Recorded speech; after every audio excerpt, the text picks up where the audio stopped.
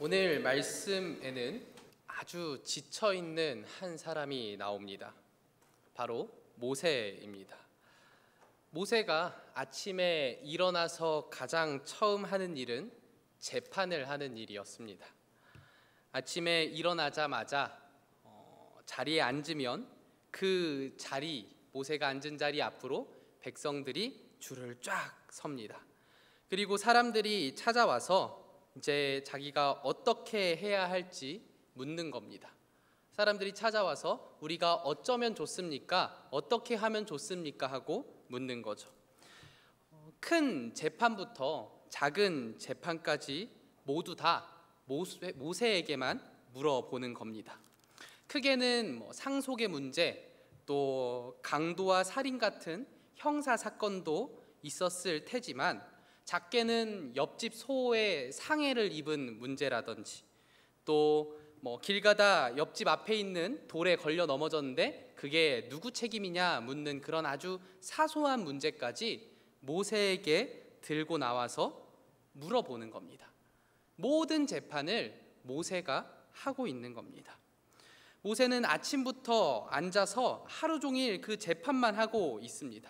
또 이스라엘 사람들이 얼마나 많습니까? 200만 명 이상이 출애굽을 했고 그 사람들이 함께 광야 생활을 하고 있습니다. 200만 명이 넘는 사람들이 함께 살면서 하루에 재판해야 할 일이 얼마나 많을까요? 대전의 인구가 약 150만이라고 합니다.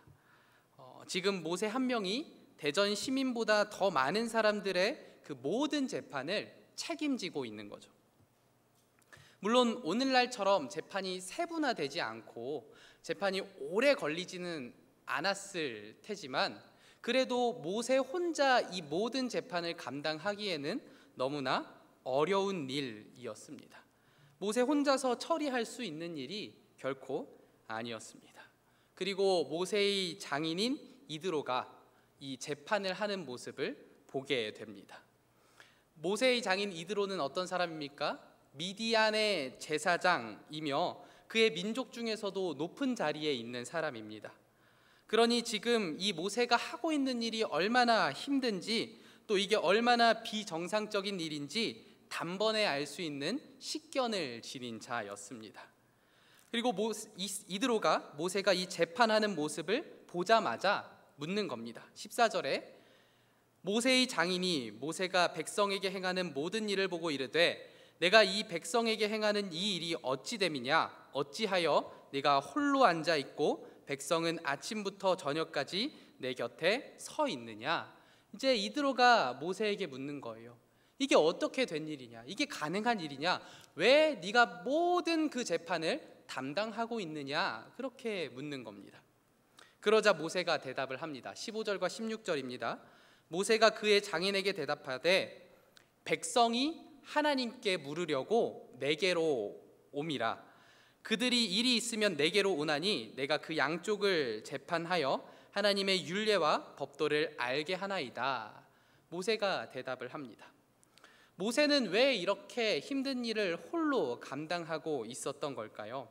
사실 모세도 지금은 업무량이 도저히 한 사람으로서는 감당할 수 있는 수준이 아니라는 것을 알고 있습니다. 본인이 제일 힘들잖아요. 충분히 알고 있습니다. 그러나 모세는 이 모든 일을 감당할 수밖에 없었습니다. 모세가 왜 이 모든 일을 감당할 수밖에 없었는지 앞선 말씀들을 보면은 알 수가 있습니다. 출애굽한 이스라엘 백성들은 계속해서 불평했었습니다. 엄청난 기적을 보면서 애굽에서 나왔음에도 그 홍해가 갈라지는 것과 애굽에서의 10가지 재앙을 보고 나왔음에도 이스라엘 백성들은 계속해서 불평했습니다. 물이 없다고 또 먹을 것이 없다고 계속해서 불평을 했죠. 하나님은 이러한 이스라엘 백성들의 필요를 모두 채워주셨지만 약간의 문제가 생길 때마다 이들은 애굽에 있던 것이 훨씬 나았다. 우리가 애굽에 있는 것이 나을 뻔했다라고 이야기합니다. 계속해서 그렇게 불평하는 거죠. 또한 하나님이 계신지 안 계신지 의심하기도 했습니다. 그래서 하나님께서는 이들에게 하나님을 의심할 수 없도록 하나님께서 함께 하셨다라는 사실을 의심조차 할 수 없도록 아말렉과의 전쟁에서 승리하게 해주셨던 겁니다. 지난주의 말씀 기억하시죠? 아말렉과의 전투를 통해서 하나님께서는 도저히 이길 수 없는 그 전쟁을 이기게 해주시면서 하나님의 살아계심, 함께 하심을 이스라엘 백성들이 알 수 있게 해주신 겁니다. 그리고 그 전쟁이 끝난 후에 이 이스라엘 백성들이 뭔가 변화된 겁니다. 이스라엘 백성들이 모세 앞에 나와서 재판을 받는 것이죠. 하나님께 불평하고 하나님을 의심하던 사람들이 이제는 모세 앞에 나와서 재판을 받습니다. 하나님이 계신가 안 계신가 말하던 그 백성들이 이제는 모세를 통해 하나님의 뜻을 알고자 하는 겁니다. 하나님의 뜻을 묻는 겁니다. 그 재판을 통해 하나님께서 무엇을 기뻐하시고 무엇을 원하실지를 묻고 있는 겁니다. 그러니 모세는 기쁨으로 그들의 물음에 답해주고 있었던 거죠. 하나님이 계신가 안 계신가 의심하던 이들이 이제는 나와서 하나님의 뜻을 구하니까, 물어보니까 모세로서는 그것들을 다 알려주고 싶은 거예요. 이들이 변했으니까, 이들이 조금 더 그들의 신앙이 앞으로 나아갔으니까 모세는 그들과 함께 하면서 잘 알려주고 싶었던 거죠. 그래서 그 모든 재판을 감당하고 있었던 겁니다. 저는 이 모세의 마음이 어떤 마음인지 좀 알 것 같아요. 제가 청년부를 맡게 되면서 청년들과 친해지려고 연초 그리고 작년 연말에 계속해서 신방을 했습니다. 그 중에는 청년부에 나오지 않고 일부 예배를 드리며 또 교육부서만 이제 봉사를 하는 그러한 청년들도 있었습니다. 그래서 그런 청년들을 연초에 또 작년 연말에 만나면서 권면했습니다. 청년부 예배를 드리라고. 그러면서 청년부 예배를 드려야 하는 이유를 쭉 설명했어요. 청년의 때는 이전까지 배워왔던 믿음이 흔들릴 수 있는 때다. 세상과 부딪히기 시작하면서 나의 믿음이 시험받는 때다. 그러니 공동체 안에서 그 흔들리기 시작하는 그 시험받기 시작하는 그 믿음을 서로 지지해주고 또 서로 이해해주는 공동체가 반드시 필요하다. 그래서 서로가 서로의 신앙생활을 보면서 성장할 수 있기 때문에 공동체가 반드시 필요하다. 그러니 청년부 공동체와 함께 예배드리고 조모임도 하면서 나눔도 하고 서로 신앙생활을 어떻게 하는지 이야기하면 참 좋겠다라고 권면을 했습니다. 그런데 이 청년들이, 물론 다 그런 건 아니겠지만 제가 그렇게 얘기했던 청년 중에 청년부 예배를 나오기 시작하는 청년들이 있는 겁니다. 그리고 그 청년들이 청년부 예배를 한 번도 안 빠지고 너무나 잘 나오는 거예요. 이제 벌써 상반기가 다 지나가고 8월도 이제 마지막 주가 끝나가는데 그 청년들이 정말 한 번도 빠지지 않고 너무나 예배를 잘 드리고 있습니다. 그리고 그 중 한 청년이 얼마 전에 저한테 이야기를 하는데 이런 이야기를 하더라고요. 강도사님, 왜 강도사님이 청년부에 나오라고 했는지 이제는 알 것 같습니다. 그렇게 얘기를 하는 거예요. 다른 청년들과 조모임을 왜 해야 된다고 하셨는지 이제는 알 것 같아요. 그렇게 얘기를 하는 겁니다. 혼자 신앙생활을 했다면 몰랐을 것들을 너무 많이 알게 되었고, 다른 청년들의 신앙생활을 보면서 나도 열심히 해야겠다는 생각이 들어요. 그렇게 저한테 얘기하는 거예요. 교역자가 이러한 말을 들으면 어떻게 되는지 아십니까? 모세처럼 되는 거예요. 교역자가 이러한 말을 들으면 이제 정말 열심히 할 수밖에 없는 거예요. 변화되는 것이 보이니까, 내 눈앞에서 하나님께서 그들을 변화시켜 주시는 것이 보이니까 열심히 할 수밖에 없는 겁니다. 그래서 저는 그 모세가 왜 모든 재판을 감당하려고 했는지 이해할 수 있습니다. 내 몸이 힘든 것은 차치하고 그 영혼 구하는 기쁨에 그냥 무작정 다 하게 되는 거죠. 하나님의 존재 자체를 의심하던 이스라엘 백성들이 이제 하나님의 뜻을 물으러 오니까, 그것을 묻고 궁금해하니까 그 물음에, 그 궁금함에 모두 다 대답해주고 싶었던 겁니다. 그런데 제가 이렇게 열심히 사역을 하고 살면은 저희 장인어른이 저한테 말씀을 하세요. 저희 장인어른도 목사님이시거든요. 저희 장인어른이 이렇게 말씀을 하십니다. 조금 쉬엄쉬엄 해, 이렇게 얘기를 하세요. 너무 그렇게 다 열심히 하려고 하지 않아도 된다, 조금 쉬엄쉬엄 해도 괜찮아 라고 말씀을 해 주세요. 역시 사위사랑은 장인어른인가 봅니다. 이드로 역시도 사위에게 얘기하는 겁니다. 모세에게 이야기하는 겁니다. 17절과 18절입니다. 모세의 장인이 그에게 이르되 네가 하는 것이 옳지 못하도다. 너와 또 너와 함께한 이 백성이 필경 기력이 쇠하리니 이 일이 내게 너무 중함이라 네가 혼자 할 수 없으리라. 이드로 역시도 변화된 이스라엘 백성들의 모습을 보고 감동을 받았을 겁니다. 하지만 모세가 그 모든 일을 감당하는 것은 문제가 있다고 본 겁니다. 그리고 이드로는 아주 직설적으로 모세에게 이야기합니다. 네가 하는 것이 옳지 못하다. 모세는 지금 자신의 한계를 보지 못하고 그 기쁨에 가려서 자신의 그 물리적, 한 사람이 감당할 수 있는 그 한계를 보지 못하고 계속해서 하고 있습니다. 그 상황을 이드로가 보고 네가 하는 것이 옳지 못하다라고 이야기하는 겁니다. 이런 일은 교역자뿐만이 아니라 어떠한 일을 하는 모든 사람에게 나타날 수 있습니다. 일이 잘 되어갈 때 힘든 줄 모르고 일하는 경우가 많습니다.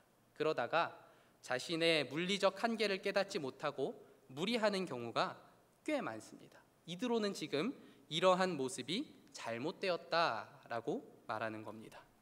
하나님께서 정해놓으신 우리 몸에 물리적인 한계가 있는데 그것을 넘어가는 것은 또 다른 교만임을 이드로는 네가 하는 것이 옳지 못하다라는 말로 이야기해 주는 겁니다.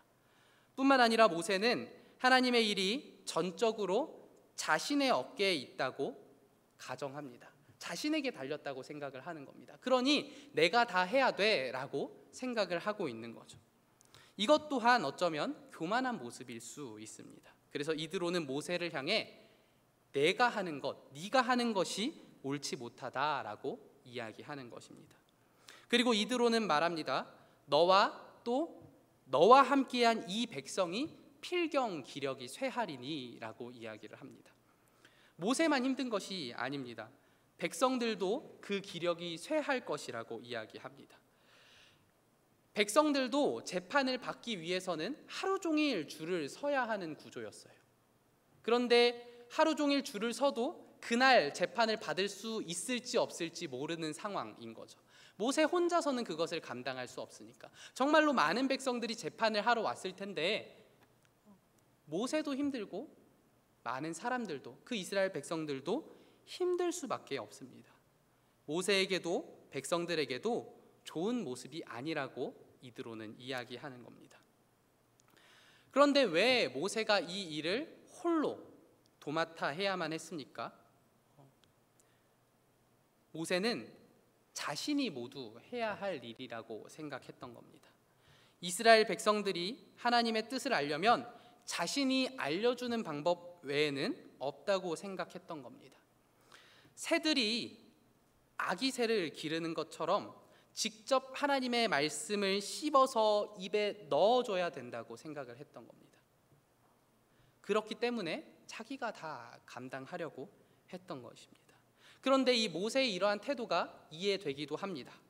지금까지 이스라엘 백성들의 모습을 보면 하나님을 아는 자, 하나님을 믿는 자들로는 도저히 보이지 않았기 때문이죠. 기적을 보고도, 하나님께서 보여주신 그 많은 기적을 보고도 자기들의 먹을 것과 마실 것이 떨어지자마자 불평하며 우리가 애굽에 있는 것이 나았도다라고 얘기하는 그 백성들이 이제서야 조금 하나님의 뜻을 궁금해하니까, 이제서야 그 조금의 믿음을 보여주니까 그 모세로서는 어떻게든 자기가 잘 소화시킬 수 있는 말씀을 주려고 했을 것이고 잘 키워내려고 했을 겁니다. 그러다 보니까 모세가 자기가 해야 할 일이 너무나 많다고 느꼈던 겁니다. 즉 이스라엘 백성들도 그만한 믿음을 보여주지 못했기 때문에 모세가 지금 열심히 더더욱 자기 몸을 갈아가면서까지 열심히 할 수밖에 없었던 겁니다. 즉, 그 리더와 그 따르는 자들의 간격이 너무 컸기 때문에 벌어진 일이었습니다. 오늘날 교회에서도 이러한 일이 벌어질 수 있습니다. 각 부서에서, 각 팀에서, 또 우리 교회로 생각하자면 각 다락방에서 이러한 일이 일어날 수 있습니다. 결국 리더도 따르는 팀원도 다락방원들도 모두 기력이 쇠하는 일이 생길 수도 있는 거죠. 리더는 정말 막 열심히 하려고 이렇게 하는데 그 따라주지 않는다면 그 마음이 더 조급해서 더 많은 것들을 주기 위해서 열심히 할 수밖에 없는 것이고, 그 간격이 크면 클수록 그 리더로서는 힘들 수밖에 없는 일인 거죠. 즉, 그 간격이 너무 크기 때문에, 그 간극이 너무 크기 때문에 벌어졌던 일이었던 겁니다. 모세와 그 이스라엘 백성 간의 간극이 너무나 커서요. 그럼 우리는 어떻게 이러한 일들을 해결할 수 있을까요? 이러한 일들을 방지할 수 있을까요? 이드로는 모세에게 이 일을 해결할 방법 두 가지를 제시합니다. 첫 번째로는 이스라엘 백성들에게 율례와 법도를 가르치라고 이야기합니다. 즉, 지금까지는 모세가 직접 모든 것을 알려줬습니다. 모든 사례를 듣고 그 재판할 자들이 앞으로 나오면은 그들의 이야기를 듣고 그들이 어떻게 해야 할지를 모세가 직접 알려줬습니다. 아까 얘기한 대로 정말 그 말씀을 씹어서 그들이 소화시키기 쉽도록 전해 준 겁니다. 그 모든 율례와 법도를 그들이 이해할 수 있도록 모세가 세세하게 가르쳐 준 거죠.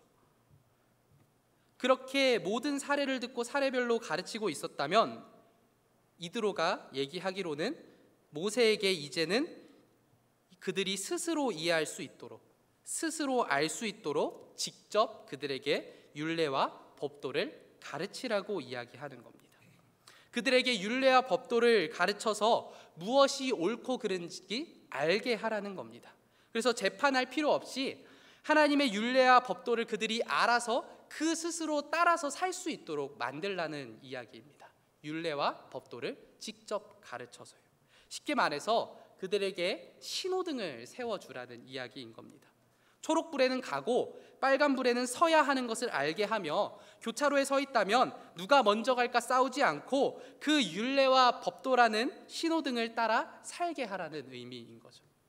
지금까지는 모세가 모든 것을 세세하게 알려줬다면 이제는 그들이 스스로 그 율례와 법도를 알고 스스로 생각하게 만들라는 겁니다. 아, 이것은 하나님께서 기뻐하시는 일이야. 아니, 이것은 하면 안 돼. 이것을 그 백성들이 스스로 알아서 깨닫고 그들이 재판받으러 나올 필요 없이 뭔가 문제가 생긴다면 그 율례와 법도를 아는 사람끼리 이렇게 하면 돼. 이게 하나님께서 기뻐하시는 일이야 하고 백성들이 스스로 결정할 수 있도록 그렇게 율례와 법도를 가르치라는 이야기인 겁니다. 그래서 모세의 부담도 덜고 또 백성들은 그 하나님의 뜻을 더욱더 잘 알고 율례와 법도대로 행하는 자들이 되게 하라는 거죠. 두 번째로는 온 백성 가운데서 능력 있는 사람들을 세우라고 이야기를 합니다. 10부장, 50부장, 100부장, 1000부장을 삼으라고 이야기를 합니다. 능력 있는 사람들을 그렇게 잘 세우라고 이야기를 합니다. 여기서 능력 있는 사람들은 어떠한 사람들입니까? 우리가 흔히 능력 있다라고 하면은 지적인 능력이 뛰어나거나 뭔가 남들보다 우수한 것을 가지고 있는 사람을 이야기하는데, 성경에서 말하는 능력 있는 사람은 조금 다릅니다. 성경에서 말하는 능력 있는 사람은 우리 21절에 보면 이렇게 얘기하죠. 너는 또 온 백성 가운데서 능력 있는 사람들이라고 얘기하는데, 그 다음 바로 곧 이 능력 있는 사람들이 어떤 사람들이냐? 하나님을 두려워하며 진실하며 불의한 이익을 미워하는 자라고 말합니다. 즉, 능력 있는 자들, 지금 여기서 말하는 능력 있는 자들은요, 하나님이 어떤 분이신지 잘 알고 하나님의 말씀을 이해하고 잘 따르는 자, 즉 앞서 이야기했던 그 율례와 법도를 너무나 잘 알고 이를 잘 따르는 자들을 의미합니다. 능력 있는 자들은 그러한 자들입니다. 근데 이드로는 그렇게 율례와 법도를 알고 이를 잘 따르는 자를 세워서 모세 대신 재판하게 하라는 겁니다. 모세가 물리적으로는 그 일들을 모두 감당할 수 없으니 하나님을 잘 알고 하나님의 말씀을 잘 따르는 자들을 세워 대신 재판하게 하라고 이야기하는 겁니다. 그리고 마지막으로 이드로는 말합니다. 하나님께서 이 일을 허락하시고 너가 이 일을 감당하면 이 모든 백성도 자기 곳으로 평안히 가리라. 이 이드로의 말은 오늘날 교회에 이렇게 적용될 겁니다. 교회의 성도들이 하나님의 말씀을 알고 그대로 따를 때, 그리고 리더들이 하나님의 말씀대로 살고 행하며 그대로 교회 안에서 자기의 역할을 감당할 때 교회는 평안할 것입니다. 이렇게 이야기할 수 있을 겁니다. 사랑하는 남부교회 성도님들, 사실 이드로가 모세에게 준 해결책을 저는 지금 두 가지로 나눠서 설명을 했습니다. 그런데 어떤 사람은 이것을 더 세분화해서 5가지로 쪼개는 사람도 있고요, 또 3가지로 해석하는 사람도 있습니다. 그러나 결국 이드로가 모세에게 제시한 해결책은 5가지로도 3가지로도 2가지로도 볼 수 있지만 결국은 하나입니다. 하나님이 주신 율례와 법도대로 하라는 것입니다. 모세, 너도 하나님의 율례와 법도를 백성들에게 잘 가르치고 10부장, 50부장, 100부장, 1000부장도 하나님의 율례와 법도대로 행하고 재판하고, 그리고 따르는 백성들도 하나님의 율례와 법도를 알고 그것을 이해하며 그대로 행하며 살라는 겁니다. 이드로는 모세에게도, 그리고 그 세워지는 부장들에게도, 그리고 그 따르는 모든 백성들에게도 똑같은 해결책을 제시한 겁니다. 하나님의 율례와 법도대로 해라. 그러면 모든 백성이 평안할 것이다 라고 이야기를 한 겁니다. 그리고 오늘날 우리들이 이것을 어떻게 적용할 수 있을까요? 하나님의 말씀대로 하라는 겁니다. 어떠한 상황에서든지 교회는 하나님의 말씀대로 한다면 평안할 것이라고 이야기를 하는 겁니다. 우리 담임 목사님을 비롯해서 우리 교역자들도 하나님의 말씀을 잘 가르치고, 또 우리 리더들도 하나님의 말씀대로 잘 양육하고 행하고 하나님의 모든 것을 하나님의 말씀대로 하고, 따르는 우리 성도님들도 다 하나님의 말씀대로 행한다면 교회는 평안할 것이라고 이야기하는 겁니다. 그렇다면 우리 남부교회가 해야 할 일은 무엇일까요? 70주년이 지나고 이제 새로운 70년을 준비하는 이때에 우리가 어떻게 해야 할까요? 하나님의 말씀대로 하는 겁니다. 어떠한 자리에 있든, 내가 어떠한 역할을 감당하든, 이 교회 안에서 내가 해야 할 일이 무엇이든 그것을 하나님 말씀대로 하기만 하면 됩니다. 하나님의 말씀대로 하기만 하면